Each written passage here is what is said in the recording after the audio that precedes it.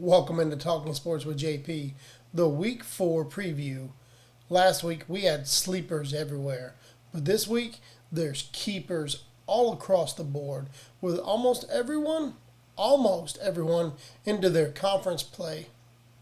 The Big Ten's run of undefeated teams will come to an end this weekend as 4 of them square off against each other, not counting Ohio State's big matchup, putting their undefeated season on the line as well.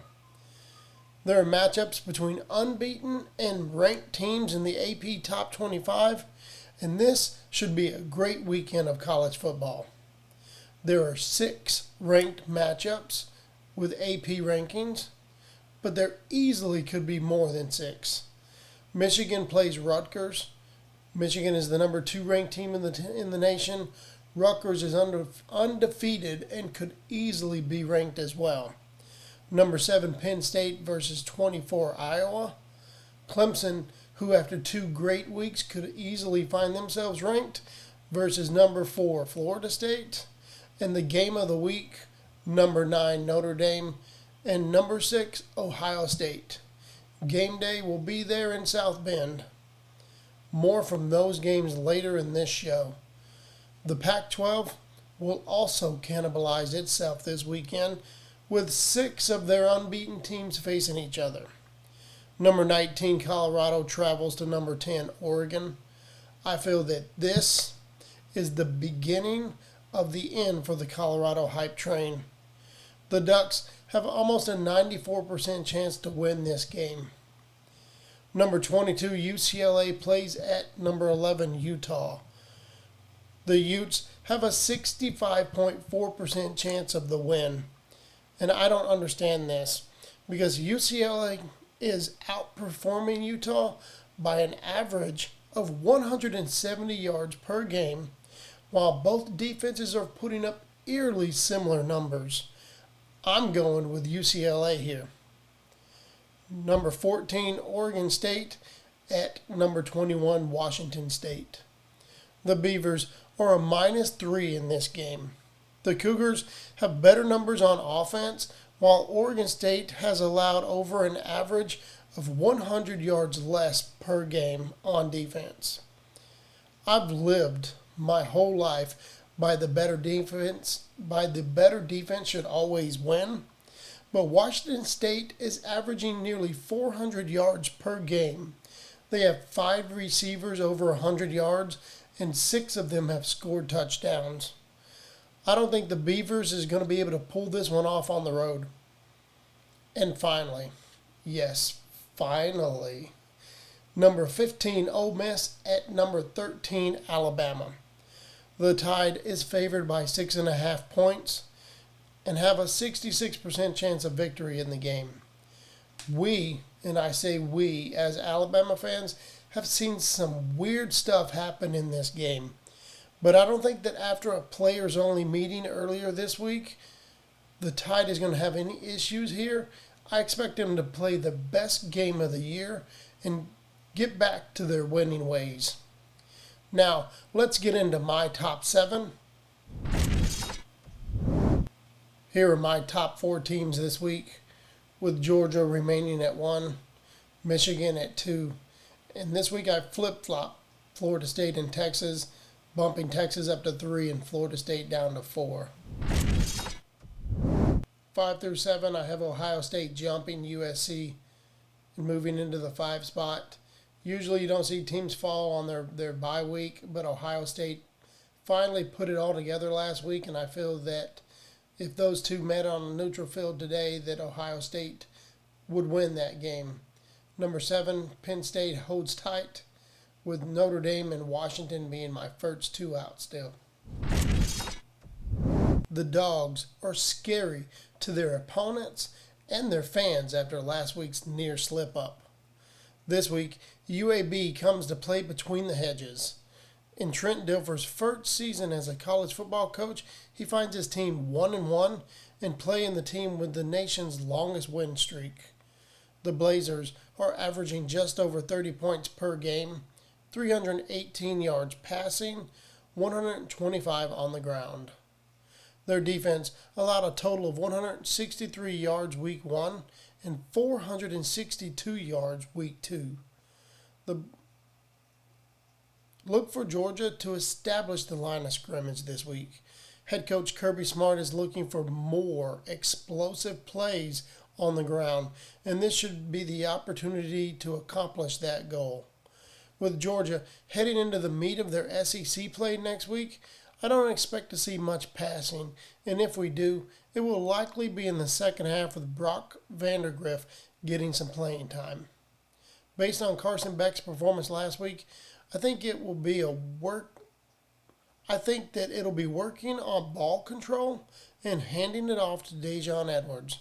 Georgia should easily handle UAB on Saturday. The man, the myth, and I'm going to stop right there. Jim Harbaugh is back on the sidelines and just in time for a real opponent. For the 4th straight week, Michigan is playing at home to open the season. The just under 85% chance of a win is the lowest percentage chance so far. With the undefeated Scarlet Knights in the big house, don't be surprised if you see Michigan struggle a little bit again this week.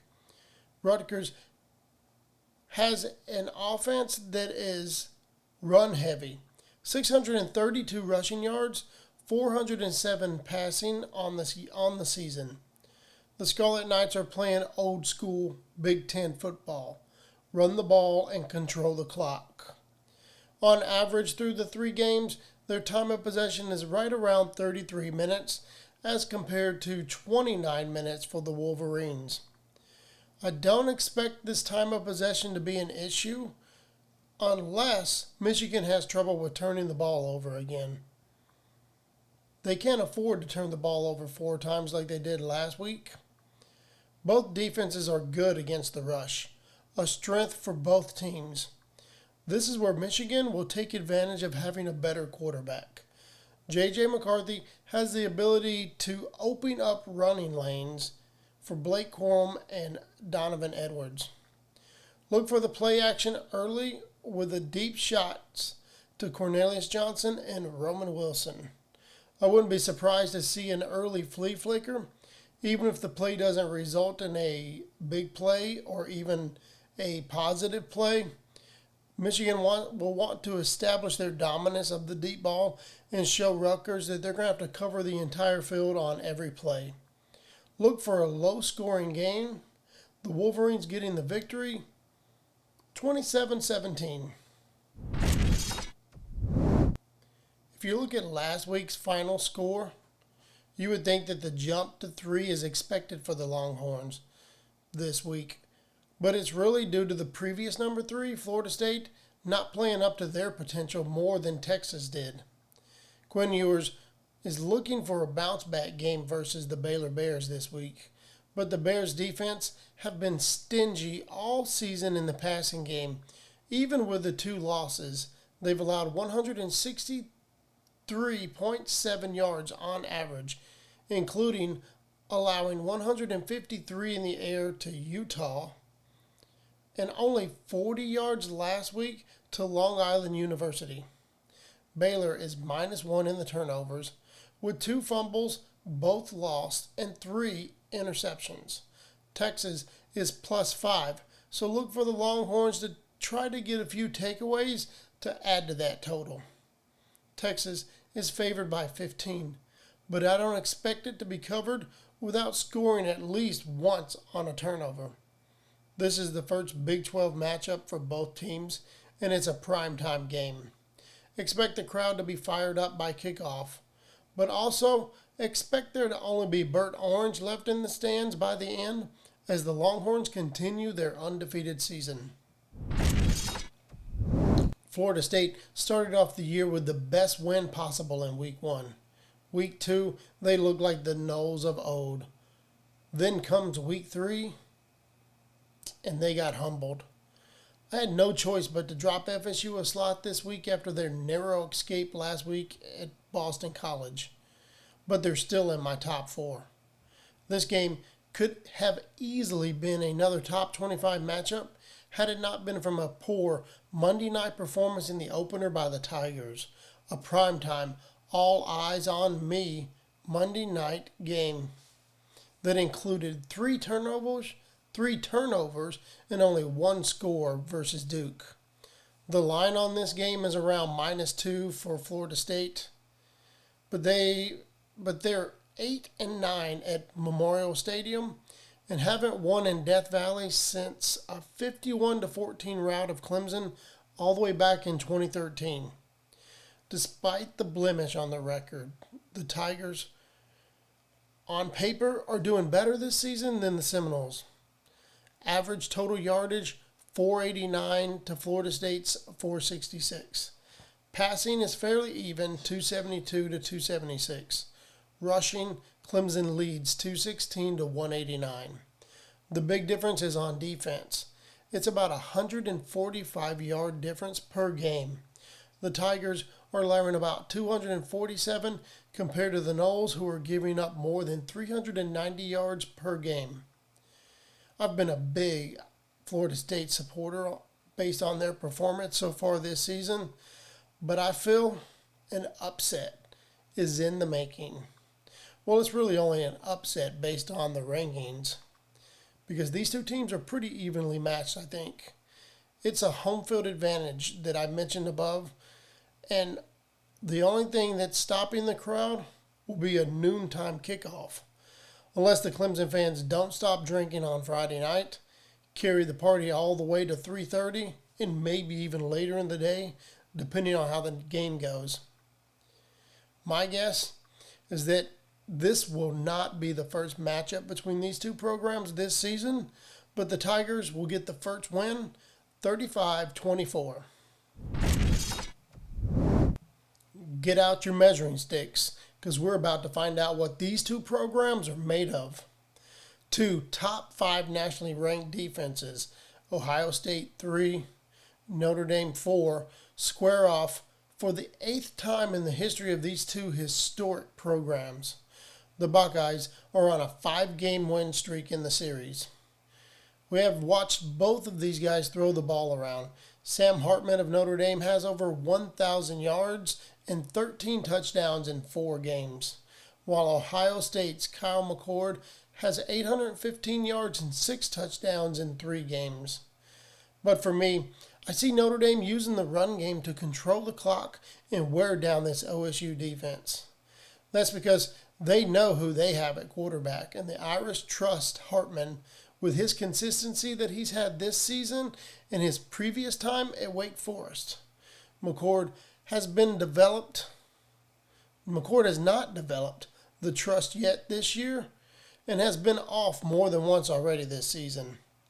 Both defenses seem to be built for this game. An average yardage of 234.3 to 223.7, Notre Dame and Ohio State respectively. The Irish has 5 receivers over 120 yards each, and 9 of them have caught a touchdown. Ohio State has 4 over 100 yards, with Marvin Harrison Jr. over 300 yards, but only 3 have caught touchdowns. Expect Harrison to be double-teamed and covered all night in the passing game. Travion Henderson will have to carry the load for the Buckeyes to win in South Bend.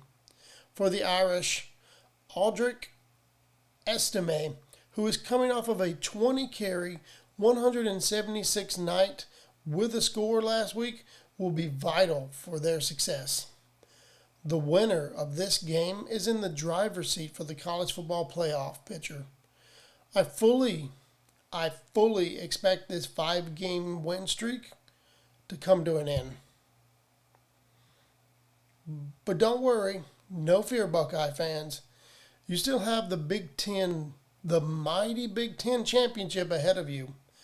And if you win that, then you're still going to get into the CFP. Irish win with a victory at home, 34-13. Arizona State is coming off its worst performance of the year, one that included 8 turnovers and a lot of injuries to the quarterback position. Sophomore Jacob Conover, who was 6 of 16 with 2 picks last week, will most likely get the start for the Sun Devils. Caleb Williams should feast on a defense that averages giving up about 300 yards per game. With a lack of leadership at the quarterback position, Arizona State, I expect to have a lot of short offensive drives, giving USC the ball with what should be a lot of favorable field position, leading to a high-scoring game for the Trojans. Most likely, this will be a first-half Caleb Williams show again, with him taking a seat at halftime and allowing the backups to get some playing time. I'm still concerned with how that defense is going to play later on in the season against better competition, but this week, I wouldn't be surprised to look up at the scoreboard at the end and see a 0 next to Arizona State's name on the scoreboard. Penn State has one whiteout game a year, and with the game against Michigan having a noontime kickoff and Ohio State in Columbus, Iowa gets the primetime under the lights whiteout game for a second time at Beaver Stadium. The Hawkeyes are 7-8 in the not-so-happy Valley.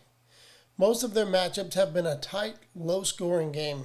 Don't expect anything different this time around.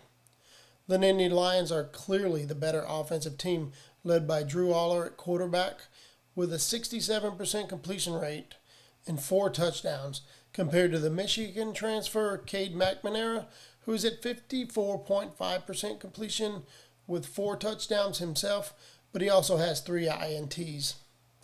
The run game leans to Penn State as well, with about a 57-yard per game average. Both teams defensively are really good.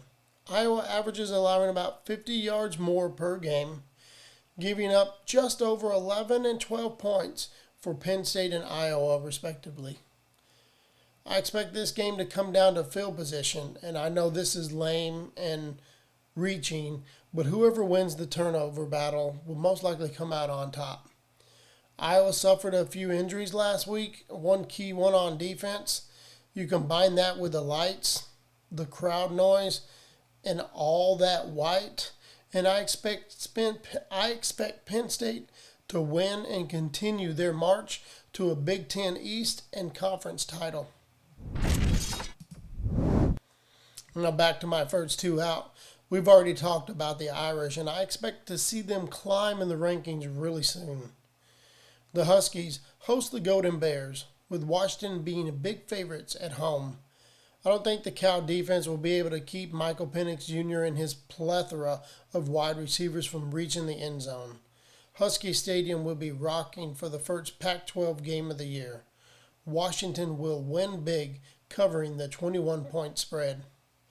Now, to see what my playoff picture would look like for Week 4.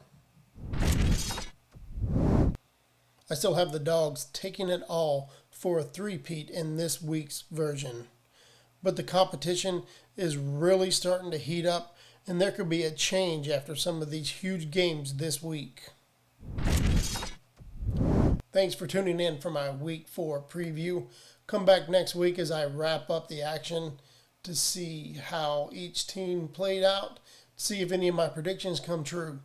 Leave me some comments down below. Let me know your thoughts. Let me know any predictions you guys have going. Don't forget to like, subscribe, and hit the bell here on YouTube for notifications. And as always, you can find me on all social media at JP21Sports. See you next time.